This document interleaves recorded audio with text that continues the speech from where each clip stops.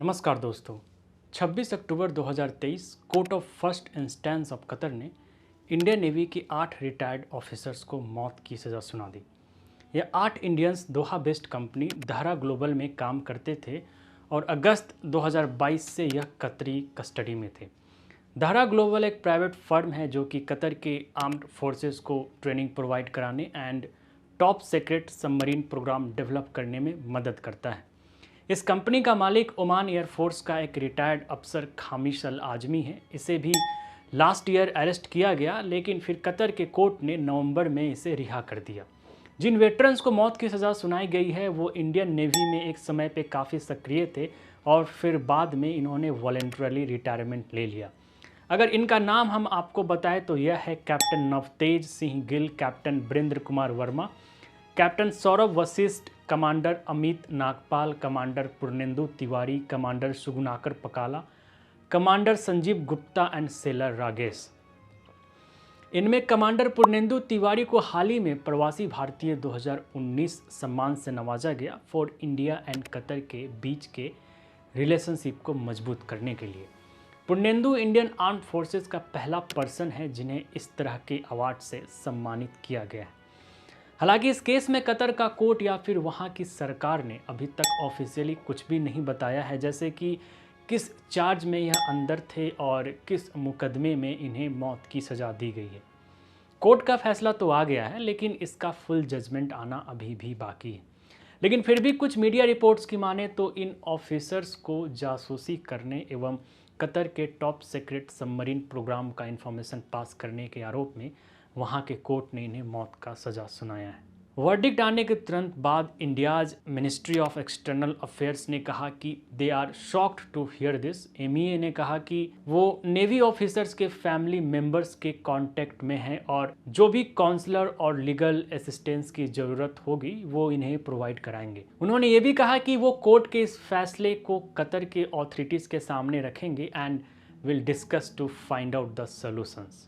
अगर इस केस के पूरे टाइमलाइन को समझना चाहे तो वो कुछ इस प्रकार है। शुरुआत होती है अगस्त 2022 से, जब कतर के intelligence officials 8 Indian navy retired officers और 2 अन्य जो कि दहरा ग्लोबल के एम्प्लॉयज थे को ऑन अनस्पेसिफाइड चार्जेस कस्टडी में ले जाते हैं और सॉलिटरी कन्फाइनमेंट में बंद कर देते हैं। फिर सितंबर 2022 को इन ऑफिसर्स के बेल की अर्जी की हियरिंग होती है और कोर्ट उसे रिजेक्ट कर देती है। सॉलिटरी कन्फाइनमेंट की बात करें तो उसमें कैदी को लगभग 22 घंटे अकेले जेल में बंद रखा जाता है। इससे उनके फिजिकल एंड मेंटल हेल्थ पे भी बहुत बुरा असर होता है। फिर जब इस बात का पता इंडियन एम्बेसी को चलता है तो वो 1 अक्टूबर 2022 को इन नेवी वेटरन से मिलने जाते हैं और उन्हें काउंसलर एक्सेस ग्रांट किया जाता है। Under the rules of Vienna convention, अगर कोई भी फॉरेन नेशनल्स किसी भी देश में रह रहा हो और उसे किसी कारण बस अरेस्ट या डिटेन किया जाता है तो इसके बारे में उस देश की एम्बेसी या कॉन्सुलेट को इन्फॉर्म करना होता है। इन्हें राइट मिलता है टू कॉन्टेक्ट देयर एम्बेसी और कॉन्सुलेट, जिसमें अगर एम्बेसी ऑफिशियल्स चाहे तो वो इनसे मिल सकते हैं एंड बात कर सकते हैं, और अगर वो चाहे तो उन्हें लीगली एंड अलग से असिस्टेंट भी प्रोवाइड कर सकते हैं। अगर वापस टाइमलाइन पे लौटे तो फिर 3 अक्टूबर 2022 को कतर ऑफिशियल्स दहरा ग्लोबल के मालिक को गिरफ्तार करती है और उसे भी सॉलिटरी कन्फाइनमेंट में बंद कर देती है। लेकिन हैरान कर देने वाली बात यह है कि दहरा ग्लोबल ऑफ के मालिक को 2 महीने बाद ही उसे बेल मिल जाता है। पिछले 5 महीने में मार्च 2023 तक कतर के कोर्ट ने इंडियन नेवी वेटरन्स के मल्टीपल बेल प्लीज को खारिज कर चुका था and finally on this month उनके खिलाफ चार्जेस भी फाइल की जाती है और फिर उनका ट्रायल कतरी लॉ के अंडर शुरू होता है।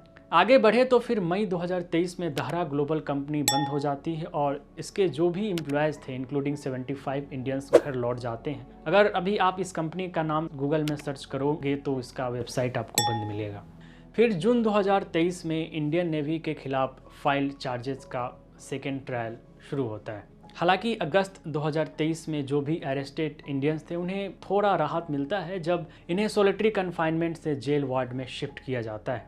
लेकिन शायद यह रिलीफ कुछ ही समय के लिए था और कतर के कोर्ट हाल ही में 26 अक्टूबर 2023 को 8 नेवी वेटरन्स जो है उन्हें मौत की सजा सुनाती है। कतर का यह केस अगर हम देखें तो भारत का जो फ्रेंडली टाइज अभी इसके साथ ग्रो कर रहा था आफ्टर लॉन्ग टाइम कह सकते हैं, उस पर एक बहुत बड़ा चोट है। लेकिन फिर भी हम जानते हैं, पूरी दुनिया जानती है कि India is economically growing country and अभी इस पावरफुल देश को सबकी जरूरत है। इनके पास अगर बात करें तो इंडिया के पास लीगल ऑप्शंस भी है, अगर वो चाहे तो इकोनॉमिक प्रेशर भी बना सकता है to get released all its navy veterans. अगर लीगल ऑप्शंस की बात करें तो 2015 में कतर के एमिर तामीम बिन हमाद अल थानी इंडिया विजिट पे आए थे और उन्होंने दोनों देश के बीच ट्रांसफर ऑफ सेंटेंस्ड प्रिजनर्स की एग्रीमेंट पे साइन किया। इस एग्रीमेंट के तहत अगर कोई इंडियन कतर के जेल में सजा काट रहा है तो उसे इंडिया वापस लाया जा सकता है, जिसमें वो रिमेनिंग सेंटेंसेस जो है वो इंडियन जेल में ही काट सकते हैं। वैसे में अगर इंडिया चाहे तो इस प्रोविजंस का उपयोग कर इंडियन नेवी वेटरन्स को वापस बुला सकती है। हालांकि वो डिपेंड करता है कि क्या कतर के जो अथॉरिटीज एंड वहाँ का जो कोर्ट है इसे मानने के लिए तैयार होंगे या नहीं, लेकिन फिर भी जरूरी है कि इंडिया इस लीगल ऑप्शन के लिए रेडी रहे। दूसरा है इंटरनेशनल कोर्ट ऑफ जस्टिस। अगर भारत को यह लगता है कि ड्यू प्रोसेस फॉलो नहीं किया जा रहा है तो वो इसके तरफ रुख कर सकती है। कतर ऑथोरिटीज़ पे इनके चार्जेस जो अभी तक हमें पता चला है वो पूरी तरह रिवील नहीं है। मतलब ये कि अभी इस केस में देखें तो लैक ऑफ ट्रांसपेरेंसी बहुत देखने को मिल रहा है, तो अगर इंडिया चाहे तो later international court of justice तरफ रुख कर सकता है। तीसरा है to create economic pressure. India is one of the largest buyers of liquefied natural gas and Qatar plan कर रहा है कि वो इंडिया के साथ long term LNG contract secure करे। तो वैसे में इंडिया चाहे तो कतर पे एक प्रेशर बिल्ड कर सकता है कि अगर उन्हें इस तरह का कोई भी कॉन्ट्रैक्ट इंडिया के साथ साइन करना है तो कतर ऑफिशियल्स उन्हें इन केस में कोऑर्डिनेट करे। दूसरा जिससे इंडिया इकोनॉमिक प्रेशर क्रिएट कर सकता है, जैसे कि गल्फ कोऑपरेशन काउंसिल जो कि अभी भारत के साथ फ्री ट्रेड एग्रीमेंट साइन करने का रुख कर रहा है। तो ऐसे में गल्फ कोऑपरेशन काउंसिल जो 6 अरब देशों का समूह है जिसमें कतर भी इसका सदस्य है, तो अगर इंडियन गवर्नमेंट चाहे तो कतर के साथ कंसेशन कर सकती है to help on this case. देखिए, अगर हम सीधी बात करें तो अभी इंडिया मैटर्स टू एंड वैसे में हम उम्मीद करते हैं कि कतर इस केस में हमारी मदद करे, लेकिन यह मामला अगर जासूसी का है तो कतर इस पे काफी स्ट्रिजेंट है, सख्त है। और वैसे में जरूरी है कि इंडिया पहले इस मुद्दे को कतर के ऊपर के लेवल के लोगों तक लेके जाए और उनसे बात करे। अगर फिर भी कुछ बात नहीं बनती है तो हमारे पास लीगल ऑप्शन है, हम उसके तरफ जा सकते हैं। आई होप इस वीडियो से आपको इस मैटर को समझने में आसानी हुई होगी। हम इस तरह का वीडियो और भी लेकर आते रहें, इसके लिए हमारे चैनल को जरूर सब्सक्राइब कीजिए। इससे आपको ज़्यादा कुछ नहीं लेकिन हमें ज़रूर फर्क पड़ता है। तब तक के लिए नमस्कार, बहुत बहुत धन्यवाद।